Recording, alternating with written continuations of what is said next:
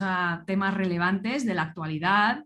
Por ejemplo, bueno, ahora nos queda un poco lejos, pero ese momento cuando Simone Biles en las Olimpiadas decide no competir por su salud mental, pues momentos en la historia o qué opinamos de eso. Es un poco, pues eso, como hemos dicho, behind the scenes, la opinión desde el punto de vista de psicoterapeutas de temas de actualidad. ¿Qué más? ¿Qué más teníamos en el tintero?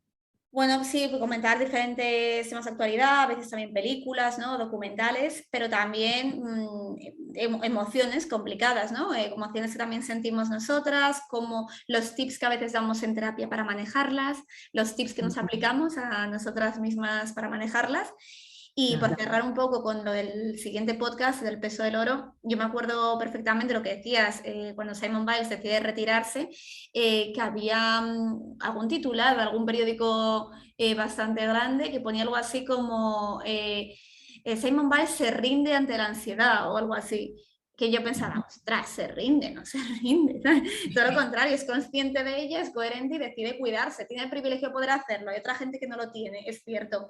Pero me llamó la atención ya cuando se rinde, ¿no? Como que Sí. se rinde. Sí, hubo como varias perspectivas. Hubo gente que efectivamente lo validó, incluso lo alabó como algo que debió ser difícil para ella y sin embargo pues es un ejemplo para la gente, para no, en términos muy psicológicos, para no petar.